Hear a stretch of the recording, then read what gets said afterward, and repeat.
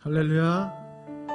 하나님의 말씀이 선포되는 샘물교회 주일 낮 예배 오신 여러분 진심으로 환영합니다. 주님께서 우리에게 생명을 주셨습니다. 더 이상 죄의 권세에 억압을 받지 않고 이제는 하나님의 은혜에 따라서 살아가면 하나님의 기쁨이 될 것입니다. 이런 삶을 우리에게 허락하신 주님께 영광의 박수 올려드리며 나아갑시다. 하나님 감사합니다. 기도하며 나아가겠습니다. 존귀하신 주님, 우리에게 생명을 주셔서 그 은혜를 따라 하나님을 섬기며 살아가게 하시니 감사합니다. 우리의 모든 삶이 예배이므로 하나님 이 시간 주님 앞에 온전히 나아가게 하여 주옵소서. 주님께서 주시는 은혜가 충만하여서 한 주간도 힘있는 성령의 능력으로 하나님께 영광이 되는 삶으로 살아갈 수 있도록 우리를 지도하여 주옵소서. 이 시간 주님께 찬양과 기도를 올려드립니다. 오직 주님께서 흠양하여 주시고 모든 영광을 받아 주옵소서. 감사드리며 예수님의 이름으로 기도드립니다. 아멘.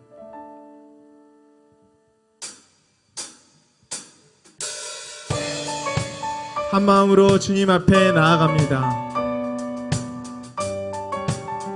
오직 주의 이름이 영광입니다. 주의 보좌 앞으로 함께 나아갑시다.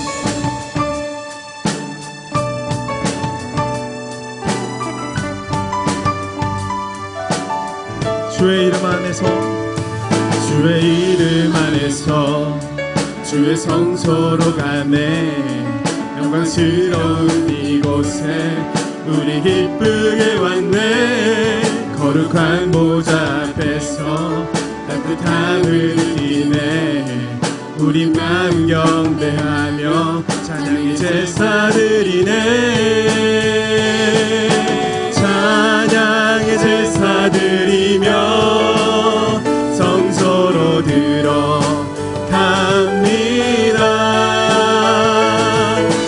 찬양의 제사드리며 성소로 들어갑니다.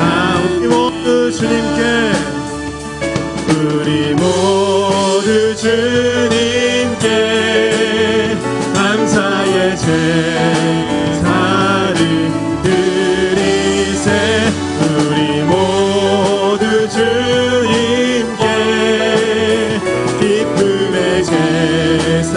다시 한번 나갑니다. 주의 말씀 주시고, 주의 말씀 주시고 우리 감사드리네. 주의 날개 그늘 밀기 우리 피난처래네. 주의 길을 따르며 우리 주께 순종해. 모든 상황 속에서도 찬양의 제사드리네. 고백하며 나갑시다. 찬양의 제사드리며 성소로 들어갑니다.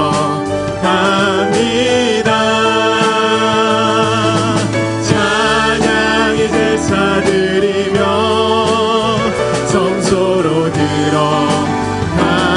우리 모두 주님께, 우리 모두 주님께 감사의 제사를 드리세.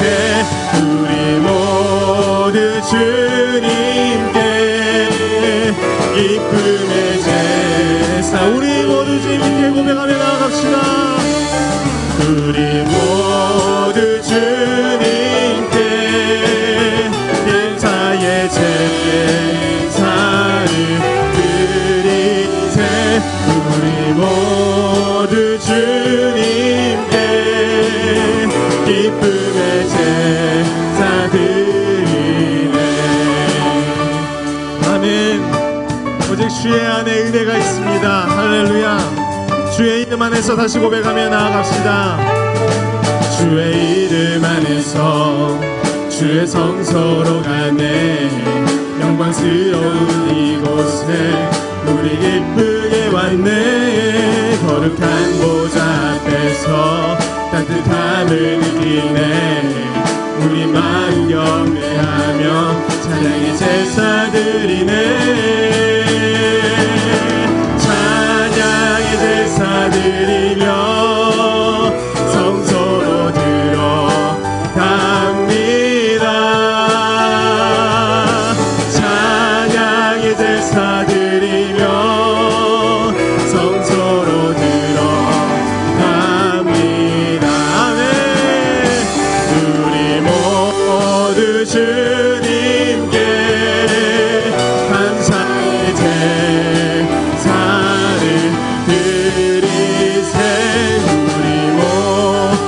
주님께 기쁨의 우리 목소리로 고백할까요? 찬양의 제사 드리며 찬양의 제사 드리며 성소로 들어갑니다. 찬양의 제사 드리며 성소로 들어갑니다. 함께 나아갑시다. 우리 모두 주님께 감사의 제사를 드리세. 우리 모두 주님께 기쁨의 제 마지막으로 우리 모두 주님께 우리 모두 주님께 감사의 제사를 드리세. 우리 모두 주님께 기쁨의 제사 드리네. 할렐루야. 우리의 예배를 받아주시는 주님을 찬양합니다. 아멘. 모든 은혜를 베풀어 주시는 주님께 영광의 박수 올려드리며 함께 나아갑시다. 할렐루야.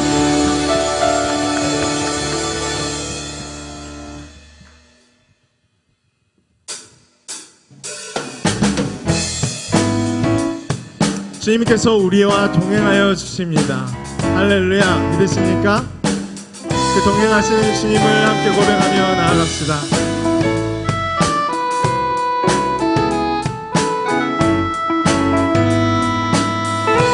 주와 같이 길 가는 것, 주와 같이 길 가는 것 즐거운 일 아닌가.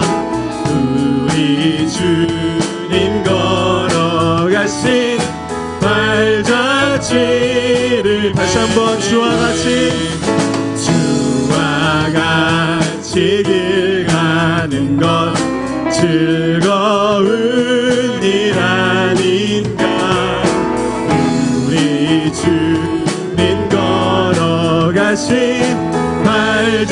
발자취를 밟게 한 걸음 한 걸음 한 걸음 한 걸음 주 예수와 함께 날마다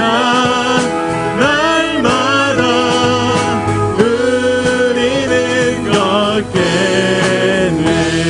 아멘. 우리 함께 고백합시다. 어린아이 같은 어린아이 같은 우리 미련하고 약하나 주의 손에 이끌리어 생명길로 다시 한번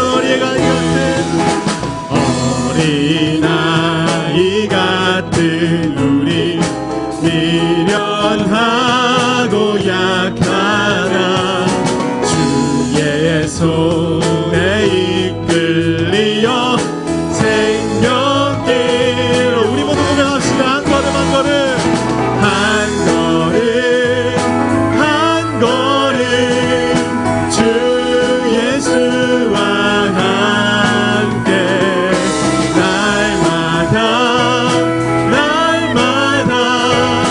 우리는 다시 한번 한 걸음 한 걸음 주 예수와 함께 날마다 우리는 마지막으로 고백할까요? 한 걸음 한 걸음 주 예수와 함께 날마다 우리는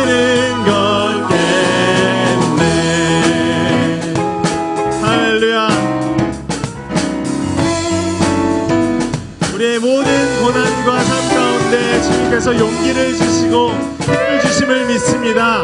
아멘.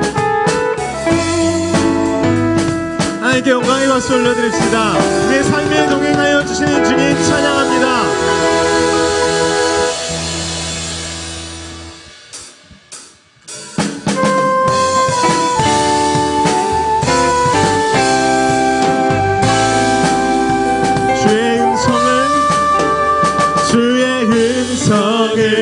내가 들으니 사랑하는 말일세. 믿는 마음으로 주께 가오니 나를 영접하소. 주의 음성을 내가 들으니 사랑하는 말일세. 믿는 마음으로 주께 가오니 나를 영접하소서. 내가 매일 십자가 앞에 더 가까이 가오니 그새 주의 흘린 보배 피로써 나를 정케 하며 주여 넓으신 은혜 베푸사 나를 받아주시고. 아멘. 나의 품은 뜻 주의 뜻같이 되게 하여 주소. 내가 매일 십자가 앞에 더 가까이 가오니 그새 주의 흘린 보배 피로써 나를 정케. 내가 매일 십자가 앞에 십자가 앞에 더 가까이 가오니 그새 주의 흘린 보배 피로써 나를 정케. 주의 보좌로 나갈 때에 어찌하니 기쁠까. 주의 얼굴을 항상 배우니 더욱 친근합니다. 내가 매일 십자가 앞에 더 가까이 가오니 그새 주의 흘린 보배 피로써 나를 정케. 우리 구주의 넓은 사랑을 넓은 사랑을 증량할 자 없으며 주가 주시는 참된 기쁨도 헤아릴 수. 내가 매일 십자가 앞에 십자가 앞에 더 가까이 가오니 그새 주의 흘린 보배 피로써 나를 우리 고백합시다. 내가 매일 십자가 앞에 십자가 앞에 더 가까이 가오니 그새 주의 흘린 보배 피로써 나를 주의 보혈 능력이 또다. 주의 보혈 능력이 또다. 주의 피 믿으오. 주의 보혈 그 어린 양의 배우기 주의 보혈 능력이 또다. 주의 보혈 능력이 또다. 주의 피 믿으오. 주의 보혈 그 어린 양의 배우기 주는 피로다. 아멘. 주의 보혈이 우리를 속량했습니다. 아멘.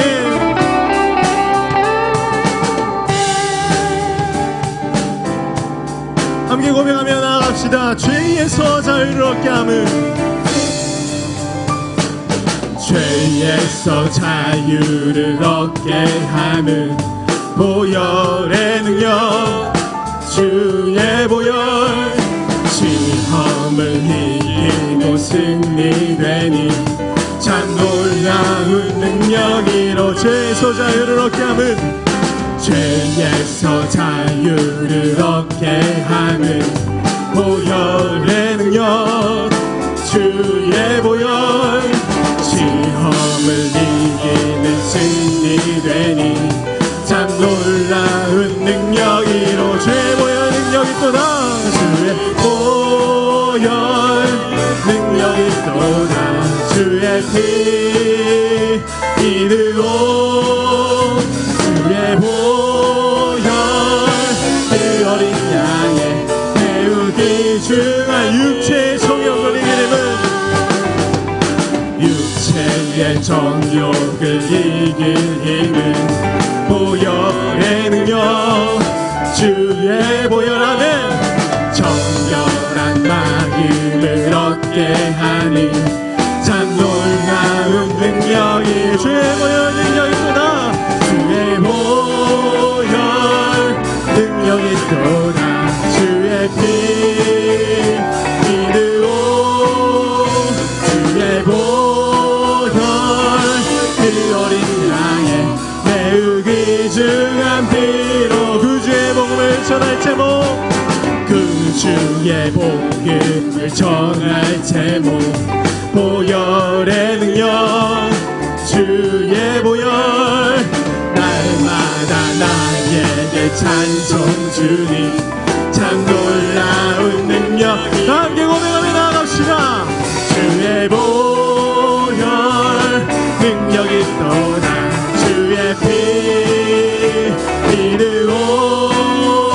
주의 보혈 그 어린 양의 매우 귀중. 주의 보혈 능력이 또다. 주의 보혈 능력이 또다. 주의 피 믿으오. 주의 보혈 능력이 또다. 그 귀중한 피. 마지막으로 주의 보혈 능력이 또다. 주의 보혈 능력이 또다. 주의 피 믿으오. 주의 보혈 그 어린 양의 매우 귀중한 피로라. 할렐루야, 할렐루야. 하나님께 영광의 박수 올려드립시다.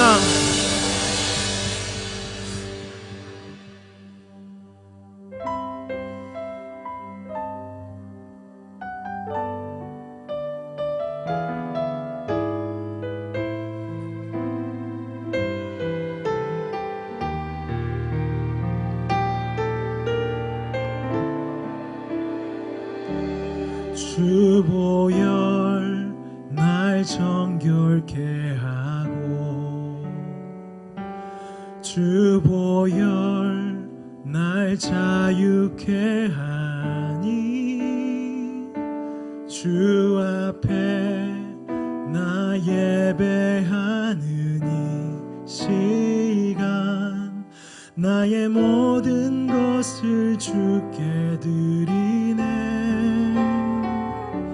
주의 손 날 위에 지키셨고,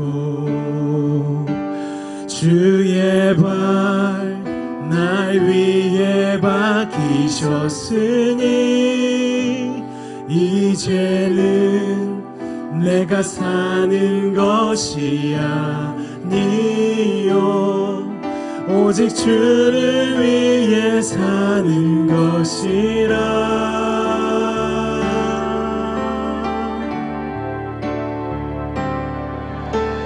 주의 손에 나의 손을 포개고, 또 주의 발에 나의 발을 포개어, 나 주와 함께 죽고 또 주와 함께 살리라 영원토록 주 위에 살리라 주의 손에 나의 손을 보게고 또 주의 발에 나의 발을 보게요 나 주와 함께 죽고 또 주와 함께 살리라 영원토록 주 위에 살리라 주 위에 살리라 우리의 믿음의 고백을 드리며 함께 나아가겠습니다 주 보혈 날 정결케 하고 주 보혈 날 자유케 하니 주 앞에 나 예배하는 이 시간 나의 모든 것을 주께 드리네 주의 손 날 위에 지키셨고 주의 발 날 위에 박히셨으니 이제는 내가 사는 것이 아니요 오직 주를 위해 사는 것이라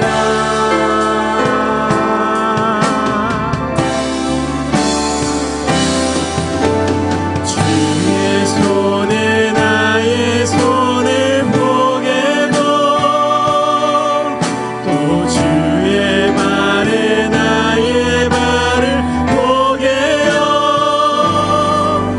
나 주와 함께 죽고 또 주와 함께 살리라 영원토록 주 위에 살리라 주의 손에 나의 손을 보내고 또 주의 발에 나의 발을 보게요 나 주와 함께 죽고 또 주와 함께 살리라 영원토록 주 위에 살리라 주 위에 살리라 지금 이 시간 기도하며 나아갑시다 그렇습니다 주님 이것이 바로 우리의 믿음의 고백입니다 주님께서 우리를 위해서 죽으셨으니 이제 우리의 삶은 주님의 것입니다 하나님 이 예배 가운데 오직 우리의 모든 것을 드리는 예배가 되게 하여 주옵소서 하나님 아버지 목사님을 통해 선포되는 말씀이 우리의 심령 가운데 깊숙이 새겨져서 우리의 삶을 모두 드리는 그런 예배가 되게 하여 주옵소서 다 함께 간절한 마음으로 주님을 외치며 기도하겠습니다 주여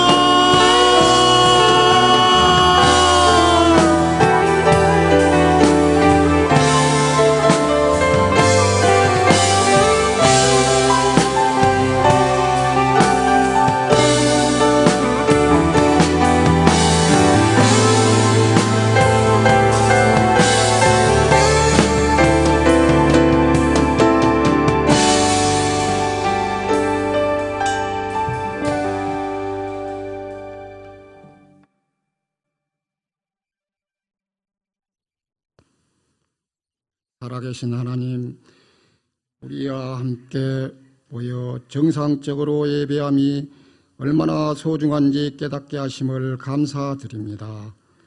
하나님, 지금 이 나라가 코로나와 폭우로 인하여 많은 사람들이 귀중한 목숨과 재산들을 잃고 고통 속에 살아가고 있습니다.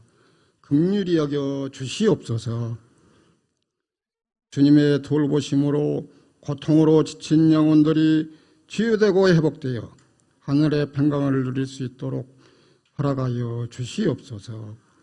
사랑의 주님, 우리 샘물교회가 주님과 동행하는 교회가 되기를 소망합니다. 우리의 마음이 주님의 마음에 되게 하시고 우리의 모든 삶이 소금과 빛이 되어 우리의 입술에서 생명을 살리셨던 주님의 말씀이 흘러 넘치게 하시옵소서. 이 시간 저희들의 예배를 돕는 손길들이 있습니다.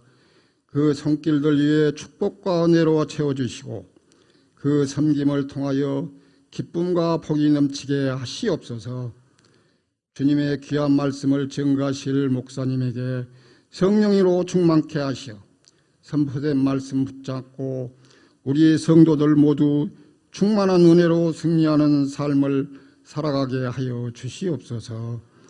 말씀을 듣는 저희들에게도 영혼을 치유하며 하나님의 은혜가 충만하게 하시고 형편상 참석하지 못한 성도들에게도 같은 은혜로 채워주시기를 간절히 소망합니다. 이 모든 말씀 저희들의 찬양과 기도 들으시고 긍휼히 여겨주실 예수 그리스도 이름으로 기도드렸습니다. 아멘.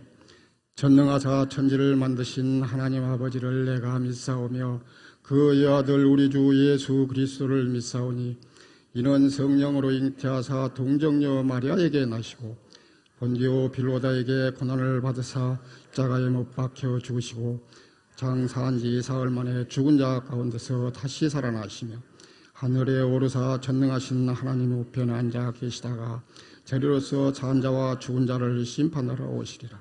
성령을 믿사오며 거룩한 공예와 성도가 소통하는 것과 죄를 사하여 주시는 것과 몸이 다시 사는 것과 영원히 사는 것을 믿사옵나이다. 아멘.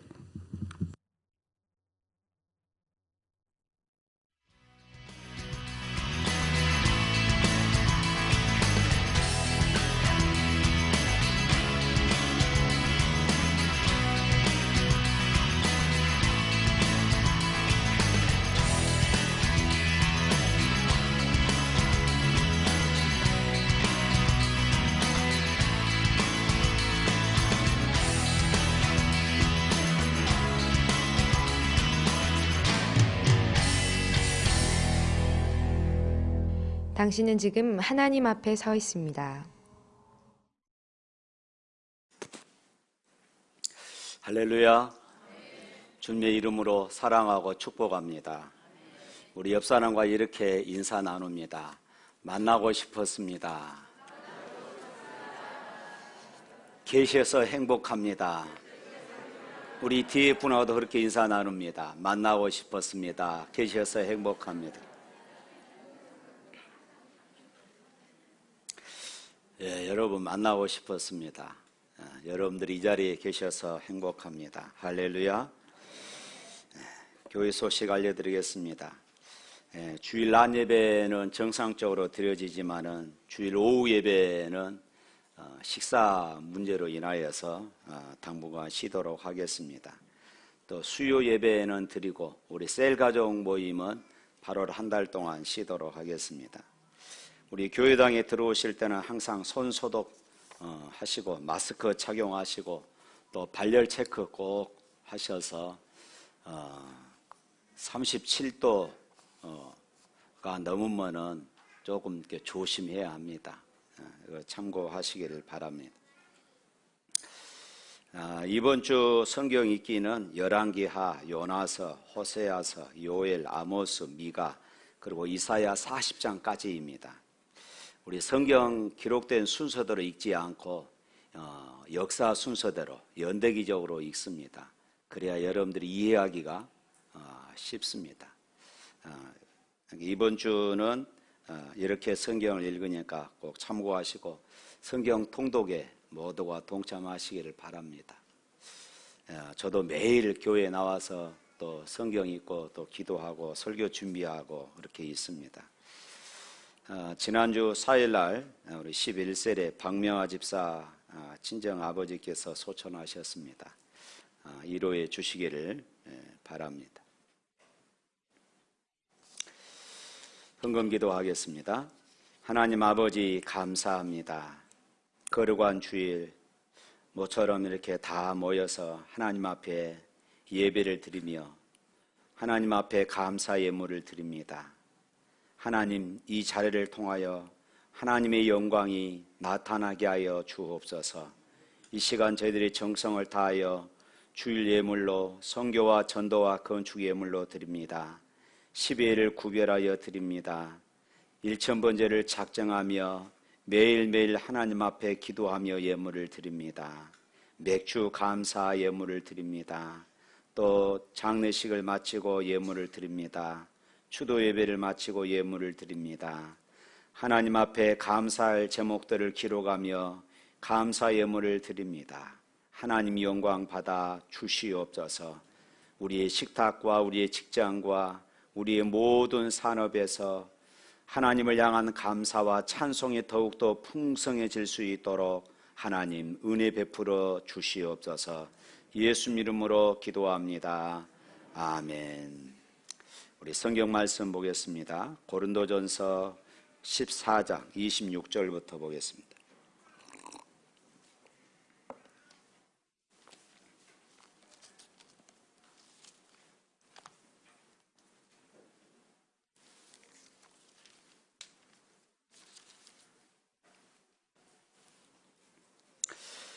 고린도전서 14장 26절부터 40절에 있는 말씀까지 26절부터 40절에 있는 말씀까지 다 같이 합독으로 읽겠습니다. 그런즉 형제들아 어찌할까? 너희가 모일 때에 각각 찬송시도 있으며 가르치는 말씀도 있으며 계시도 있으며 방언도 있으며 통역감도 있나니 모든 것을 덕을 세우기 위하여 하라. 만일 누가 방언으로 말하거든 두 사람이나 많아야 세 사람이 차례를 따라하고 한 사람이 통역할 것이요 만일 통역하는 자가 없으면 교회에서는 잠잠하고 자기와 하나님께 말할 것이요 예언하는 자는 둘이나 셋이나 말하고 다른 이들은 분별할 것이요 만일 곁에 앉아있는 다른 이에게 계시가 있으면 먼저 하던 자는 잠잠할지니라. 너희는 다 모든 사람으로 배우게 하고 모든 사람으로 권면을 받게 하기 위하여 하나씩 하나씩 예언할 수 있느니라. 예언하는 자들의 영은 예언하는 자들에게 제재를 받나니 하나님은 무질서의 하나님이 아니시요 오직 화평의 하나님이시라. 모든 성도가 교회에서 함과 같이 여자는 교회에서 잠잠하라. 그들에게는 말하는 것을 허락함이 없나니 율법에 이른 것 같이 오직 복종할 것이요 만일 무엇을 배우려거든 집에서 자기 남편에게 물을 지니 여자가 교회에서 말하는 것은 부끄러운 것이라. 하나님의 말씀이 너희에게로부터 난 것이냐 또는 너희에게만 임한 것이냐. 만일 누구든지 자기를 선지자나 혹은 신령한 자로 생각하거든 내가 너희에게 편지한 이 글이 주의 명령인 줄 알라. 만일 누구든지 알지 못하면 그는 알지 못한 자니라. 그런즉 내 형제들아 예언하기를 사모하며 방언하기를 금하지 말라. 모든 것을 품위 있게 하고 질서 있게 하라. 아멘.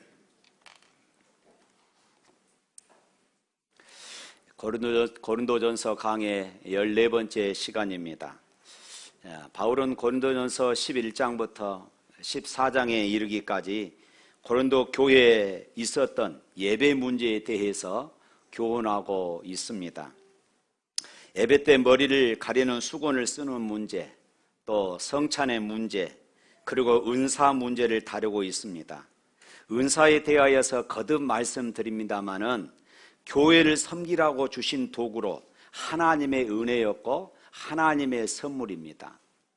그런데 고린도 교회에서 은사를 하나님께서 주신 의대대로 사용하지 않고 자기를 자랑하고 자기의 어떤 신령함을, 자기의 영적인 것을 드러내기 위해서 사용하는 데 문제가 있었다고 말씀을 드렸습니다. 그리고 공예배 때, 특별히 공예배 때 방언으로 기도함으로 자신이 더 영적인 존재라는 것을 드러낸 것입니다.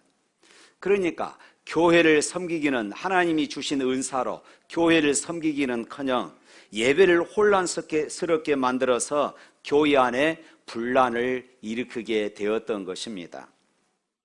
그래서 바울은 14장에서 방언과 예언의 문제에 대해서 집중적으로 말하고 있습니다. 그리고 오늘 이제 방금 읽었던 26절부터는 방언과 예언의 은사가 예배 중에 어떤 문제를 초래하고 있는지 지적하고 어떻게 사용해야 하는지 그 대안을 제시하고 있는 것이지요. 고린도 교회는 하나님으로부터 많은 은사를 받은 그런 교회였습니다.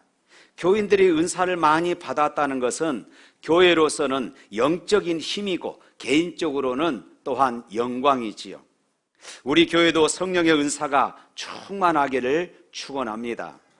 그런데 고린도 교인들은 이 은사를, 하나님이 주신 이 은사를 무질서하게 사용함으로 교회를 혼란스럽게 만들었습니다. 바울은 그 문제를 해결하기 위해서 이제 방금 읽었던 26절부터 40절에 이르기까지 두 가지 대안을 제시하고 있는데, 그 첫 번째가 모든 교인들은 은사를 사용할 때에 무엇보다도 교회의 덕을 위하여 사용해라, 이렇게 말하고 있습니다. 사실은 이 교회의 덕, 이 부분에 있어서는 지난번에도 강조드렸듯이 고린도 교회 사도 바울이 자주 강조했던 핵심적인 그런 말씀이었습니다. 오늘 26절 말씀 한번 다시 읽어보도록 하겠습니다. 그런즉 형제들아 어찌할까? 너희가 모일 때에 각각 찬송시도 있으며 가르치는 말씀도 있으며 계시도 있으며 방언도 있으며 통용함도 있나니 모든 것을 덕을 세우기 위하여 하라. 모든 것을 덕을 세우기 위해서 해라. 덕이 세워지지 않으면 하지 말라는 것입니다. 찬송시도 있고 가르치는 말씀도 있고 계시도 있고 방언도 있고 통역도 있다고 말했습니다. 우리가 이해해야 할 것은 당시 고린도 교회에 예배 때는 신약 성경이 없었을 때입니다. 또 구별된 사역자, 요즘으로 말하면 전문적으로 훈련받는 그런 목회자도 없었습니다. 또한 고린도 교회가 처음 세워졌기 때문에 예배를 드릴 만한 어떤 모범적인 그런 모범 답안이 없었습니다. 단순히 사도 바울이 개척하면서 사도 바울이 가르쳐준 그 순서대로 예배를 진행하게 되었던 것입니다. 당시에 예배 시간에 찬송시가 있었다고 합니다. 우리와 같은 그런 찬양 시간은 아니었겠지만은 시편의 노래들을 읊조리거나 간단한 음률이나 곡에 따라 그렇게 하나님을 찬양했을 것입니다. 그리고 가르치는 말씀, 계시가 있었다고 했습니다. 이것이 예언의 은사와 관련된 말씀입니다. 과거 사도 바울에게 배웠던 그런 말씀들을 기억하며 그 말씀을 적용하며 가르치거나 또 새로운 말씀을 받아 전하는 그런 시간이 있었던 것입니다. 그리고 기도 시간이 있었는데 어떤 경우는 방언과 통역으로 기도를 했던 것입니다. 예배 시간 순서의 핵심은 찬송하고 말씀을 듣고 기도하는 것이었어요. 그런데 각 순서는 덕을 세우기 위해서 해라. 각 순서들은 덕을 세우기 위해서 지켜져야 한다는 것입니다. 무슨 말입니까? 이런 예배 순서들 가운데 덕이 되지 못했던 것들이 있었다는 것이지요. 고린도 교회는 예배를 드릴 때에 방언과 예언의 은사가 문제를 일으켰습니다. 방언과 예언을 하는 사람들이 무질서하게 행함으로 예배가 은혜되지 못하고 도리어 갈등과 다툼이 일어나는 그런 원인을 하게 되었던 것이에요. 바울은 어떤 은사라도 하나님께 예배 드릴 때에는 덕이 되도록 사용하라고 당부하고 있는 것입니다. 고린도 교회가 공예배를 드릴 때에 방언의 은사를 받은 사람이 자기를 자랑하기 위해서 자기의 어떤 신령함을, 영적인 우월함을 자랑하기 위해서 예배 가운데 방언을 하기 시작합니다. 그런데 갑자기 또 다른 사람이 일어나서 방언을 합니다. 방언을 하니까 방언을 하지 못한 사람들은 무슨 말인지 알아듣지 못하는 것이에요. 또 다른 사람이 일어나서 자기가 또 방언받았다고 방언으로 기도합니다. 그러니 이 공예배가, 주일날 드리는 이 난예배가 어떻게 되겠습니까? 무슨 뜻인지도 모르는 말을 이 사람 저 사람이 다 일어나서 하니까 예배가 얼마나 혼란스러웠겠습니까? 예언도 마찬가지입니다. 예언은 하나님께서 사랑하는 백성들의 삶에 필요한 말씀, 그리고 위로와 권면의 말씀들을 담아서 다른 사람들에게 전달할 때에 그것이 설교가 되어지는 것입니다. A라고 하는 사람이 바울의 가르침을 받아 나는 말씀을 선포합니다. 바울이 과거에 우리에게 이렇게 가르쳤는데 그 말씀을 적용하면서 이 말씀을 선포합니다 하고 한참 설교를 하고 있는데 또 다른 사람이 일어나서 나는 하나님 앞에 예언을 받았습니다. 그런데 내가 예언을 받아보니까 지금 당신이 하는 설교하고 틀립니다. 이렇게 이야기를 하는 것이에요.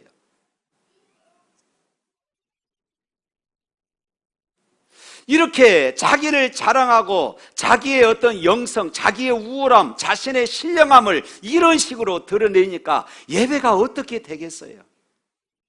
예배가 난장판이 되어지겠지요. 사랑하는 성도 여러분, 예배가 자기 자신이 받은 은사를 자랑하는 시간입니까? 아무리 신령한 은사를 받고 계시의 은사를 받아도 그것이 교회 전체적인 덕이 되고 아름다운 덕을 가져오지 않으면 아무런 소용이 없어요. 그런데 이렇게 방언과 예언의 은사를 받은 두세 사람이 일어나서 경쟁적으로 방언을 하고 예언을 하며 자기 자신을 자랑하려고 했던 것이에요. 만일 우리 교회에서 어떤 사람이 참 노래를 잘하는 사람이 있어요. 외국에서 교육받고 와서 정말로 노래를 잘해요. 그 사람이 매일 자기를 특송시켜 달라고 하면 어떻게 되겠습니까? 예배는 뭔가를 자랑하는 장소가 아닙니다. 예배의 초점은 사람이 아니라 하나님입니다. 할렐루야. 하나님께 영광을 돌리는 것이에요. 그렇기 때문에 우리는 예배를 본다고 말하지 않습니다. 예배를 드린다 이렇게 말해요. 예배는 보는 것이 아닙니다. 우리 예배 봅시다. 우리 간단하게 예배 봅시다. 예배를 본다는 것이 아니라 성경적인 표현은 예배를 드린다 이것입니다. 예배는 가장 아름답고 고귀한 것을 하나님께 우리의 정성을 다하여 드리는 것입니다. 그런데 예배를 본다는 말은 다분히 시각적인 그런 요소들이 다 반영되어져 있지요. 어떤 장식이 되어 있는지, 사람들이 어떤 옷을 입고 왔는지, 현수막은 어떻게 걸려 있는지, 오는 목사는 얼마나 설교를 잘하는지 지켜보는 것입니다. 찬양팀은 잘하고 있는지, 이것은 예배를 보는 행위예요. 예배를 드리는 모습이 아니라는 것입니다. 그런데 하나님은 우리가 예배를 보는 것이 아니라 정성을 다해서 드리기를 원하셔요. 예배의 초점은 사람이 아니고, 사람을 즐겁게 하는 것이 아니고, 사람이 은혜받고 사람이 축복받기 위해서 하는 것이 아니라 하나님 앞에 드리는 것이에요. 사랑하는 성도 여러분, 여러분이 이 자리에 와서 예배 드리실 때에, 예배 드리기 전에 여러분들이 하나님 앞에 기도 드리실 때에 중요시 여겨야 할 것이 한 가지가 있습니다. 그것은 하나님께 오늘 이 예배를 통하여서 하나님 제 마음이 편해지게 하시고 제가 위로받게 하시고 제가 가지고 온 모든 기도 제목들을 하나님 응답하여 주시옵소서. 여러분, 만일에 이렇게 기도했다면 나 자신에게 초점을 맞추는 것이에요. 하나님께 초점을 맞추지 않는 것이에요. 예배는 나 자신에게 초점이 맞추어서는 안 됩니다. 우리가 예배를 드릴 때에는 내가 축복받고 내가 은혜받고 내가 위로받고 내가 병고침 받기 위해서 예배 드리는 것이 아닙니다. 이런 것들은 내가 온전히 하나님 앞에 예배 드려질 때에 하나님께서 더물어 주시는 하나님의 선물입니다. 할렐루야. 이것이 주 목적이 아니라는 것이에요. 예배는 하나님께 영광을 돌리러 오는 것이에요. 하나님께 영광을 돌리는 것이에요. 예배를 드리러 온 성도들이 하나님 아버지, 우리 죄를 용서하여 주옵소서. 우리는 죄인입니다. 이 자리에 앉아서 하나님을 아버지라 부를 수조차도 없는 사람들입니다. 그런데 십자가를 통하여 하나님을 아버지라 부르게 하시니 감사합니다. 하나님 예배를 통하여 하나님께 온전히 영광 돌리게 하여 주시옵소서. 이렇게 우리가 하나님 앞에 기도드려야 하는 것이에요. 하나님께 드리는 행위가 바로 예배입니다. 우리의 몸을 드려요. 그래서 몸을 깨끗이 씻고 정성을 다해서 하나님 앞에 예배를 드려야 할 이유가 바로 여기에 있습니다. 몸만 드립니까? 시간도 드리는 것입니다.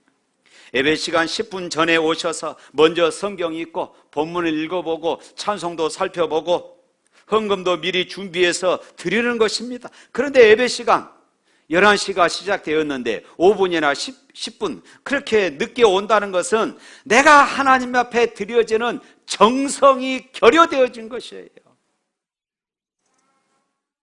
하나님 우리의 몸과 시간과 물질까지도 다 정성을 다해서 어느 하나도 빠짐없이 정성을 다해서 드려지기를 원하고 계셔요. 성가대원들이 1시간 일찍 와서 열심히 찬양을 준비합니다. 1시간 전에 와서 정성을 다해 예배 준비할 때에 하나님은 그 찬양을 받으신 것이에요. 찬양의 음정이 맞고 안 맞고가 아닙니다. 내가 얼마만큼 정성을 다하여 준비했느냐, 하나님은 그것을 보시는 것입니다. 예배의 초점은 하나님이십니다. 예배의 초점은 내가 먼저 은혜 받고 내가 먼저 축복받기 위해서가 아니라 하나님께 드려지는 것입니다. 할렐루야. 설교는 우리를 향한 하나님의 말씀입니다. 이것은 우리가 시간과 정성과 몸을 다해 하나님께 감사로 영광을 드릴 때에 하나님께서 우리에게 주시는 복입니다. 그렇기 때문에 우리가 설교를 듣고 설교 가운데 하나님이 말씀하실 때마다 맞습니다, 감사합니다, 말씀을 주셔서 감사합니다, 깨닫게 해주셔서 감사합니다, 아멘, 아멘, 아멘 하는 것입니다. 예배의 초점은 다시 말씀드립니다마는 사람이 아니에요. 그렇기 때문에 예배를 드리는 자세가 바뀌어야 합니다. 하나님께 가장 값진 것을 드린다는 그런 자세가 없이 축복 주시고 건강 주시고 은혜 달라고만 기도하면은 하나님이 초점이 아니고 내가 초점이 되어지는 것입니다. 그런데 초대교회에 방언하는 사람들이나 예언하는 사람들이 자기가 예언 받았다고 자랑하고 자기가 방언할 줄 안다고 자랑하고 하나님께로부터 계시를 받았다고 자랑하면서 다른 사람들을 비난하고 다른 사람들을 무시하고 하면은 이런 예배는 하나님이 받지 않으셔요. 이런 하나님이 받지 않으시는 예배 가운데 드려지는 예언이나 방언들은 울리는 꽹과리와 같다. 지난 시간에 말씀드렸습니다. 사랑하는 성도 여러분, 하나님은 무질서의 하나님이 아니십니다. 하나님은 교회 안에 있는 많은 사람들이 하나님께 예배 드릴 때에 질서를 따라, 다시 말해서 찬송할 때는 다 같이 찬송하고, 기도할 때는 다 같이 기도하고, 피차간에 위로하고 권면하고 사랑하고 아껴주는 마음을 가지고 하나님 앞에 예배를 드리는 이런 아름다운 질서가 있을 때에 하나님은 그 예배를 통하여서 영광을 받으시는 줄로 믿습니다. 우리 33절 말씀 한번 읽어볼까요? 33절 시작.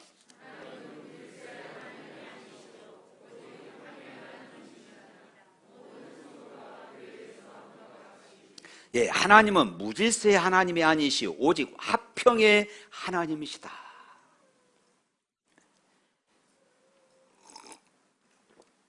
왜 사도 바울이 지금 이 말씀을 하고 있는 것일까요? 자신이 신령하다고 하면서 자기 은사의 우월성을 주장하면서 자랑하거나 교만한 자는 영에 속한 사람, 하나님에게 속한 사람이 아니라는 것입니다. 이들은 화평을 깨는 사람들이라는 것이에요. 정말 신령한 것은 화평과 질서의 하나님의 성품을 따라 그 은사를 사용하는 사람들입니다. 성령을 따라 십자가의 정신으로 사랑하고 섬기면서 자기가 받은 그 은사를 사용하는 그런 사람들입니다. 지도자의 고면을 가볍게 여길 만큼 나를 대단하게 만드는 은사라면은 그것은 가짜예요. 그래서 오늘 사도 바울이 아주 의미심장한 말을 하고 있습니다. 우리 37절 말씀 한번 읽어봅니다. 37절, 만일 누구든지 자기를 선지자나 혹은 신령한 자로 생각하거든 내가 너희에게 편지하는 이 글이 주의 명령인 줄 알라. 만일 누군지 알지 못하면 그는 알지 못하는 자니라. 다시 말해서 자신은 애원받았다, 자신은 방언한다, 그리고 막 외칩니다. 그러니까 사도 바울이 뭐라고 이야기합니까? 내가 너희에게 편지하는 이 글이 하나님의 명령인 것을 기억해라. 만일에 이 하나님의 명령인 것을 기억하지 못한다면, 이것을 따르지 않는다면 너희들이 지금 말하고 있는 그 은사들은 다 가짜다, 그 말이에요. 사랑하는 성도 여러분, 영적인 것을 사용한다고 하면서 교회의 덕을 세우지 않고 교회를 아프게 하고 교회를 혼란스럽게 하면은 그것은 은사를 바르게 사용하는 것이 아닙니다. 우리 지난번에 살펴봤잖아요. 에베소에서 하나님께서 우리에게 은사를 주신 목적은 성도를 온전케 하며 봉사의 일을 하게 하며 하나님의 교회를 세우게 하려 함이라. 할렐루야. 바로 여기에 목적이 있어요. 그렇다면은 은사를 어떻게 사용해야 할까요?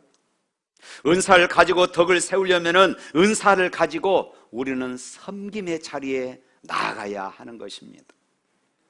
은사를 가지고 섬김을 받으려고 하면은 거기에 다툼이 일어나요. 은사를 받은 사람이 겸손하게 섬기면은 그 모습을 본 사람들이 감동을 받고 그 모습을 본 사람들이 기쁨을 얻고 교회의 덕이 되는 것이에요. 사랑하는 성도 여러분, 여러분들이 서 있는 자리에 다툼인 또 시기, 때로는 질투, 때로는 상처가 일어나고 있지는 않습니까?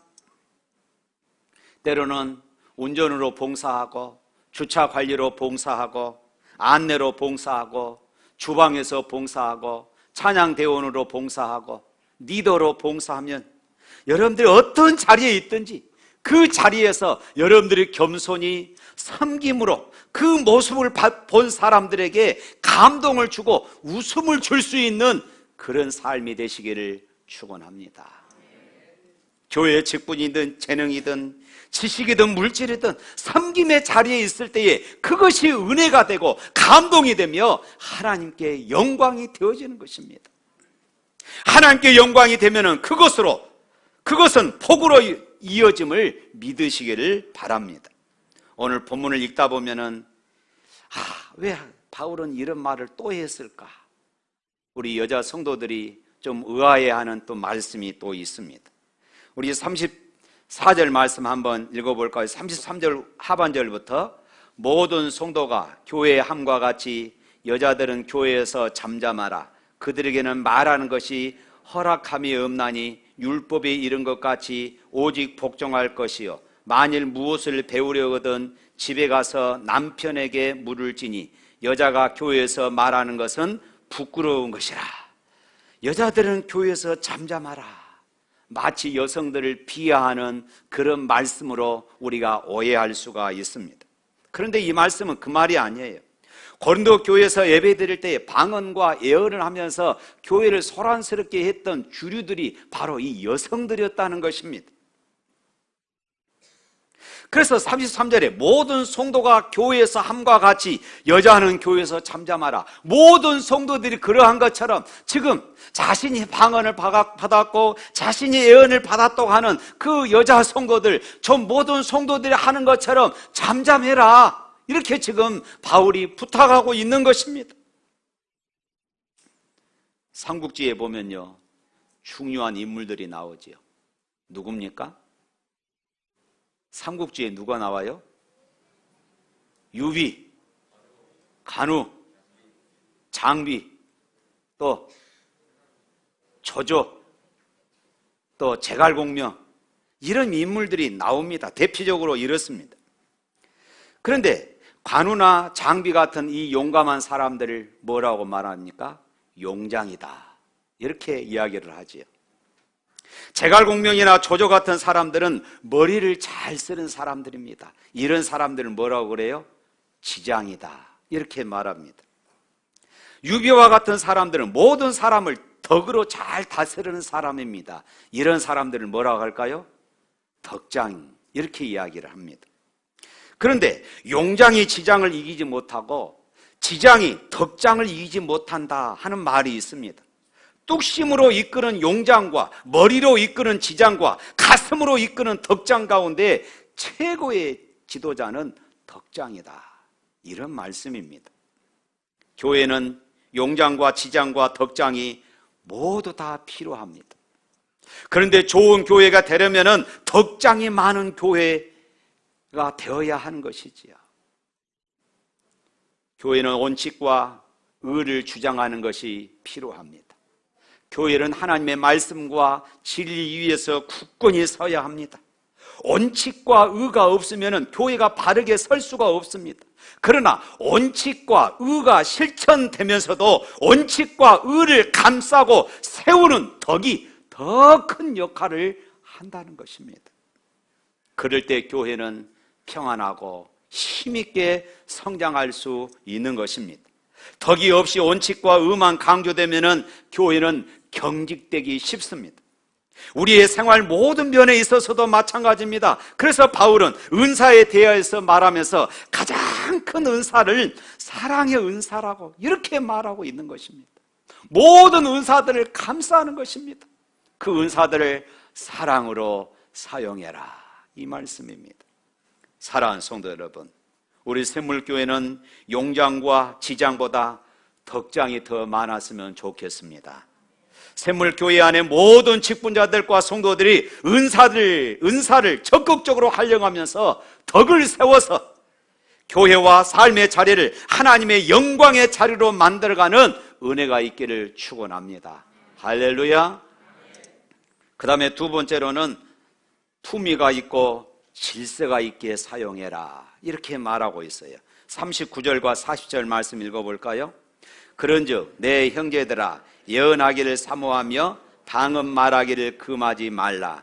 모든 것을 품위 있게 하고 질서 있게 하라.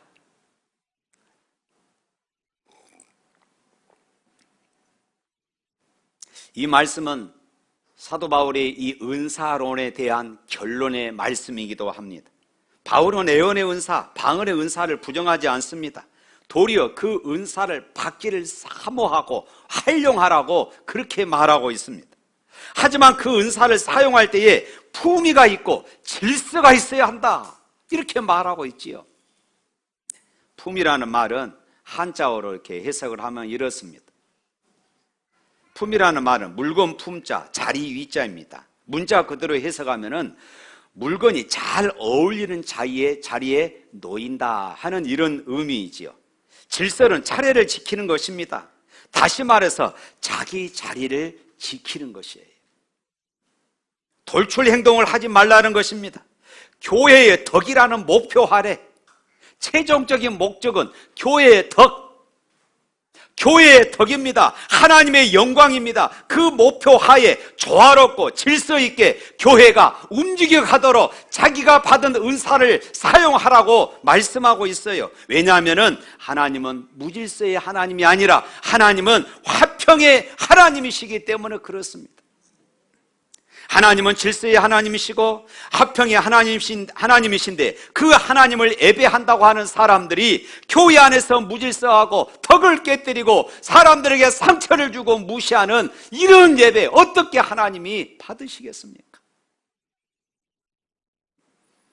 바울은 이처럼 예배 시 은사 사용에 있어서 교회의 덕을 세우기 위해서 품위 있고 그리고 질서 있게 사용해라 대원칙을 제시하고 있는 것입니다.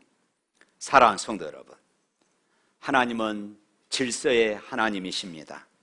하나님께서 지으신 온 우주 만물은 자신의 자리를 지키면서 질서를 이루고 있습니다. 그래서 자연은 품위가 있는 것입니다. 해와 달과 모든 별들이 무질서하게 제멋대로 운행한다면 우주는 대혼란이 일어나고 파괴가 일어나게 되어집니다. 우리의 몸을 이루고 있는 지체들이 질서를 이룰 때에 이 몸은 건강하게 되어지는 것입니다. 하나님의 나라는 하나님의 말씀을 중심으로 질서를 이루는 것입니다. 그러나 사단은 하나님의 말씀을 중심으로 만들어 이 질서를 파괴하는 그런 존재입니다. 그래서 이사야서 사단은 하나님의 자리를 탐내었던 그런 것으로 묘사하고 있습니다. 하나님의 질서를 깨고 자신의 세계를 만들려고 한 존재가 바로 이 사단입니다. 그 사단은 수단과 방법을 가리지 않고 하나님의 질서를 깨뜨리고 그리고 혼란을 만들기를 원합니다. 그런데 여러분, 예수님께서 이 땅에 오셔서 사역하신 내용을 보면은 무질서를 질서로 바꾸시는 주님이셨습니다. 병든 자를 회복시키셨습니다. 갈릴리 호수의 풍랑을 잠잠하게 하셨습니다. 귀신 들려 피폐해져 있는 그런 사람들에게 귀신을 쫓아내어 평안을 주셨습니다. 가난한 이들에게 먹을 것을 주시며 배부름과 평안을 주셨습니다. 죄에 눌려있는 자들에게 용서를 선포하시며 기쁨을 주셨습니다. 예수님의 모든 사역은 회복의 사역이었습니다. 할렐루야. 그런데 그 회복의 역사를 집요하게 방해하는 세력이 있는데 바로 이 사단이에요. 사단이라는 뜻은 이간질을 하는 자, 분열시키는 자, 다툼을 만드는 자라는 뜻입니다. 분열과 다툼 그 자체가 사단의 현장이라는 것입니다. 사람은 익숙한 것을 따라 삽니다. 사단이 이끄는 세상에 익숙한 삶이 죄의 삶이라면은 하나님께서 이끄시는 세상에 익숙한 삶이 바로 이 경건의 삶입니다. 하나님은 하나님의 백성인 우리를 향해서 경건의 훈련을 하라고 명령하고 있습니다. 하나님께서 이끄시는 그 삶에 익숙하라는 것입니다. 이것은 사단이 이끄는 삶이 아닌 하나님께서 이끄시는 삶에 익숙하라는 말씀이에요. 하나님은 하나님의 백성으로 부름받는 우리를 향해서 품위 있고 질서 있는 믿음의 사람이 되라고 말씀하십니다. 할렐루야. 사랑하는 성도 여러분, 교회의 덕을 세우기 위하여 품위 있고 질서 있게 하라는 말씀이 우리 모두의 삶에 더욱더 구체적으로 적용될 수 있기를 축원합니다.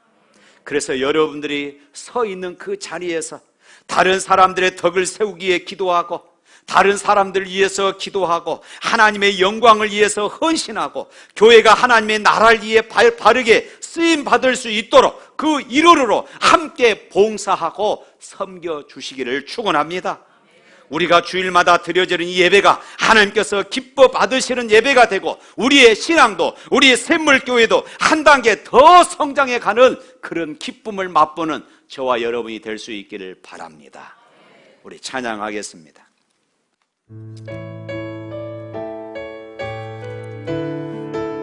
우리 최근 들어서 자주 부르는 찬양입니다만은 이 찬양의 의미가 있습니다.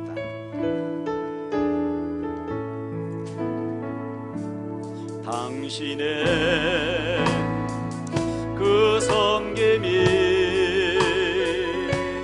천국에서 해같이 빛나리. 당신의 그 겸손이 천국에서 해같이 빛나리. 당신의 그 믿음이 천국에서 해같이 빛나리.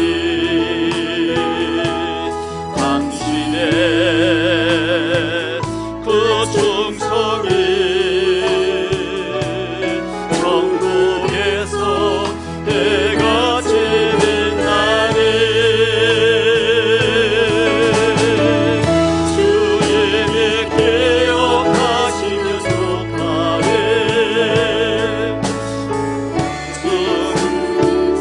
사랑으로 가득한 모습 천사도 흥망하는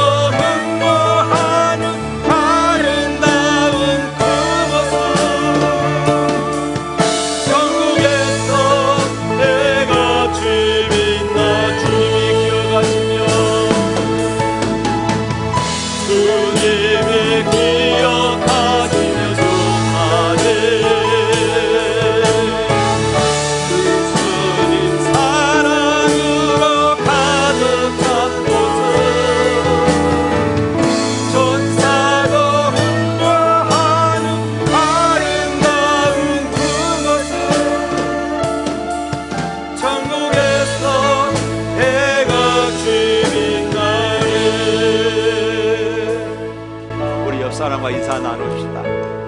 우리 이렇게 사십시다. 기도하겠습니다. 하나님 아버지, 이렇게 살기를 소망합니다. 정말로 우리의 섬김이, 우리의 순종이, 우리의 헌신이 천국에서 해같이 빛나길 원합니다. 우리의 섬김을 통하여 내가 있는 자리에서 나 때문에 다른 사람이 불쾌하고, 나 때문에 다른 사람이 상처 입고, 나 때문에 다른 사람에게 해가 되는 그런 모습이 아니라, 나 한 사람의 섬김을 통하여 다른 사람의 마음에 감동이 되고 얼굴에 웃음을 줄 수 있는 그런 삶을 우리가 살기를 소망합니다. 물론 우리는 부족합니다. 때로는 우리가 최선을 다하지만은 부지 중에 나로 인하여 상처 입은 이들도 있을 것입니다. 그렇지만 하나님, 언제나 우리 안에 이런 정신이 자리 잡게 하시고 오직 교회의 덕을 위하여, 하나님의 영광을 위하여 순종하고 헌신하는 그런 삶이 되게 하여 주옵소서. 우리의 삶이, 우리의 순종과 우리의 섬김과 우리의 헌신이 천국에서 참으로 해같이 빛나는 복된 삶이 되게 하여 주옵소서. 예수 이름으로 기도합니다. 아멘. 주 예수 그리스도 은혜와 하나님 아버지의 무한하신 사랑과 성령의 감동하시고 교통하신 역사가 겸손히 섬기고 순종하고 헌신함으로 다른 이들에게 감동을 줄 수 있고 웃음을 줄 수 있는 이런 삶을 통해 천국에서 해같이 빛나기를 바라는 주의 백성들 머리 위에 영원토록 함께 있을지어다. 아멘.